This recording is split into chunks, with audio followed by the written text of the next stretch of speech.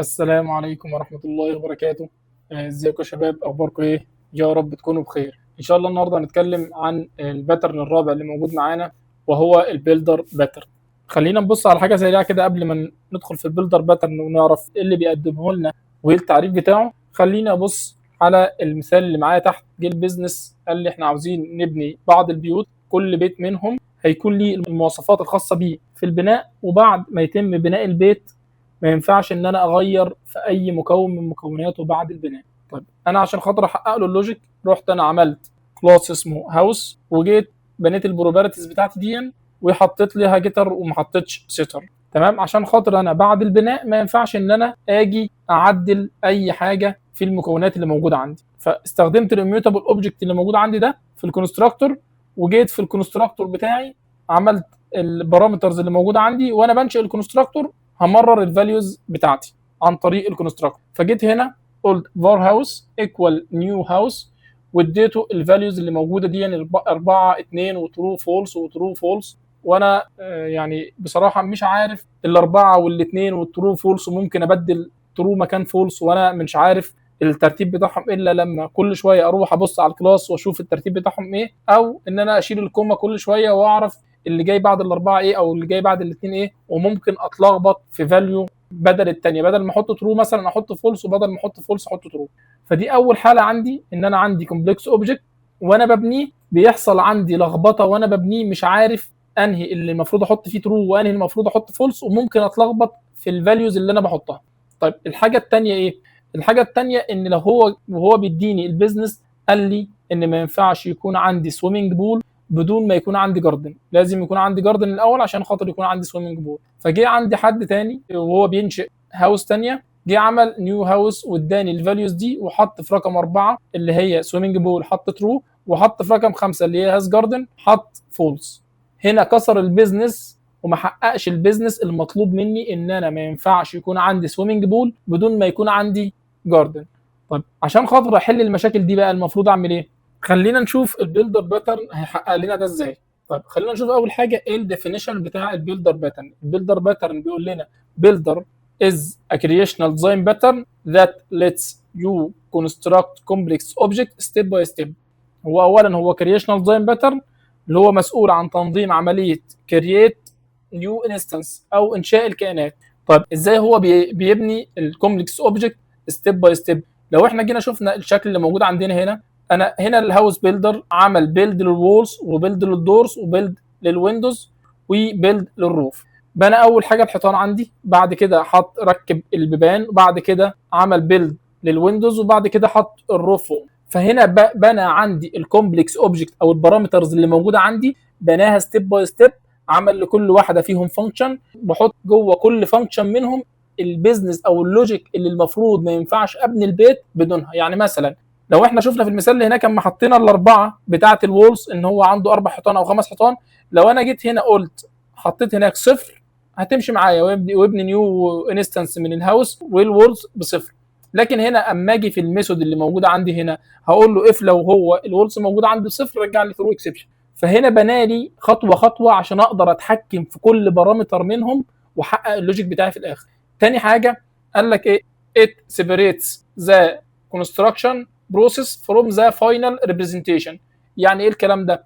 يعني هو بيبني البيت عندي خطوه بخطوه بغض النظر عن الشكل النهائي هيكون ايه. هو بيبني البيت واحده واحده، طلع لي سيمبل هاوس او طلع لي لاكتشري هاوس مش هيفرق معايا. انا بنيت بيت قلت له والله انا عاوز اللاكتشري هاوس، عملت فيه اللي هو بيلد وولز ودورز وعملت جراج وسويمنج بول وعندي جاردن، عندي كل الحاجات دي عشان هو لاكتشري هاوس. طيب انا جه عندي سيمبل هاوس، في عندي البيلد وولز والدورز والويندوز بس، فخلاص ده سيمبل هاوس، فهو مش فارق معاه الشكل النهائي هيكون ايه. فعشان خاطر الصوره توضح معانا بشكل اكبر خلينا برضو نشوف المثال اللي معانا. هنا الكلاس اللي احنا شفناه في اول مشكله اللي هو الهاوس. طيب عشان خاطر اقدر انفذ الباترن الخاص بالبيلدر باترن، هاجي اول حاجه اعملها اقول له اي هاوس بيلدر. الاي هاوس بيلدر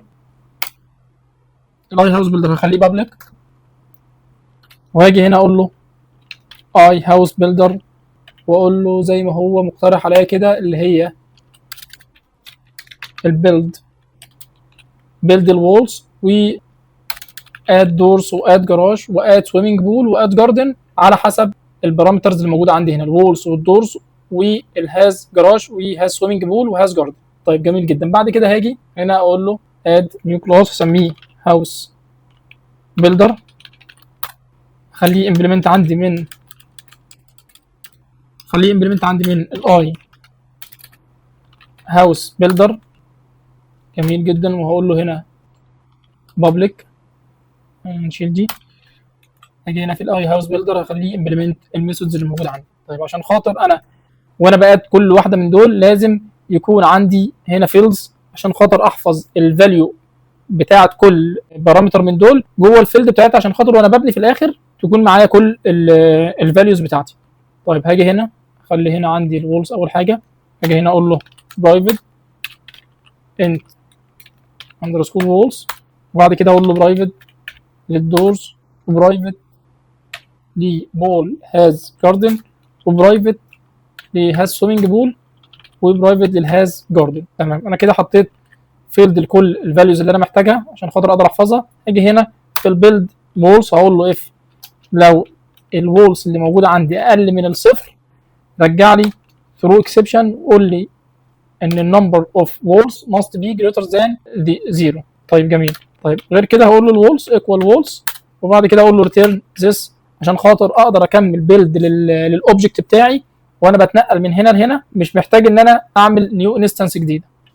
طيب هاجي بعد كده اقول له في الدور برضو اف لو الدور اقل من زيرو، اقل من او بتساوي الزيرو، رجع لي برضو هنا نمبر اوف دور كانت بي نيجاتيف، اقول له هنا كده جريتر ذان زيرو، هنا دورز. طيب جميل. غير كده هقول له اندرسكور دورز ايكوال دورز، وبعد كده ريتيرن ذس. جميل. هنا برضو الهاز جراج اقول له اندرسكور هاز جراج ايكوال ترو، ما دام انا هضيف جراج يبقى الجراج عندي بترو، واقول له ريتيرن ذس. نفس الكلام مع الجاردن، اقول له اندرسكور هاز جاردن بترو وريتيرن ذس. طيب لحد هنا ممتاز. هنا بقى السويمنج بول هقول له لو not has garden نفس ما هو مقترح عليا، قال لي through new invalid operation exception swimming pool can only be added if garden is present. وبعد كده قال لي swimming pool بترو وريتيرن this. طيب ممتاز جدا. هاجي في البيلد بقى هعمل بيلد للاوبجكت اللي موجود عندي، هقول له ريتيرن نيو هاوس، وهرجع البارامترز الموجوده عندي او الفيلدز الموجوده معايا. فاذا هنا في الكود بتاعي انا كل بارامتر من البارامترز اللي موجوده عندي فيها لوجيك، في عندي كومبلكسيتي، انا حطيت اللوجيك بتاعها بكل اريحيه في الميثود اللي موجود معاها، وقدرت احقق الشروط بتاعتي بشكل سلس. فاما اجي هنا عشان خاطر ابني البيوت اللي موجوده معايا، لما اجي هنا اقول فار لاكتشري هاوس اقول له ايكوال نيو هاوس بيلدر، وبعد كده اضيف كل الحاجات اللي هو محتاجها اللي هو بيلد وولز 4، واقول له هنا اد دورز 2، واقول له هنا اد جراج، عنده جراج وعنده جاردن، اد جاردن، وعنده كمان سويمنج بول، اد سويمنج بول، وبعد كده هبيلد الاوبجكت اللي موجود عندي. خلينا نرجع دي كده. طيب جميل. طيب لو انا عندي بقى بيت كمان اقول له سمبل هاوس، واقول له ايكوال نيو هاوس بيلدر،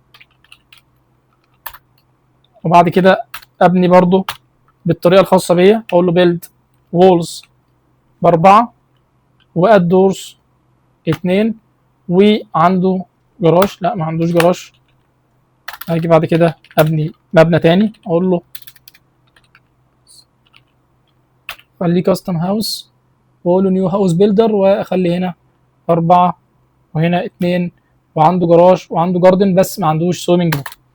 طيب خلينا نشوف الناتج بقى عشان خاطر توضح معانا الشكل. انا مجهز كده كونسول، ايوه هنا تمام. خلاص لو انا جيت هنا عملت ران للابلكيشن بتاعي فبنالي البيت، عمل لي لاكتشري هاوس، قال لي الولس ب4 والدورس ب2 والجاردن والبول والجراج موجودين والسمبل هاوس والكاستم هاوس. بنيت بالطريقه الخاصه بيا زي ما انا عاوز. طب لو انا جيت هنا شلت من هنا الجاردن وحطيت هنا الجاردن، ايه اللي هيحصل؟ خلينا نشوف. رجع لي نيو اكسبشن، قال لي السويمنج بول كان اونلي بي ادد اف جاردن از بريزنت. طب يعني ايه الكلام ده؟ ان انا ما قدرتش ان انا ابني البيت في سويمنج بول بدون ما اروح اعمل الجاردن. فشوف الواقعيه في الجزء بتاع البيلدر باترن، ان انا لازم يكون عندي جاردن، مكان فاضي اقدر اعمل فيه السويمنج بول. فمبدا الباترن الخاص بالبيلدر باترن هو اللي بيحقق لي الاريحيه وانا شغال في موضوع بالذات الكومبلكس اوبجكت، وبيحقق لي الشروط اللي جواه كمان. فاتمنى يكون الدرس واضح للناس، وان شاء الله اشوفكم في درس جديد. وهسيب الكود في الجيت هاب، هحطه في الديسكربشن ان شاء الله. والسلام عليكم ورحمه الله وبركاته.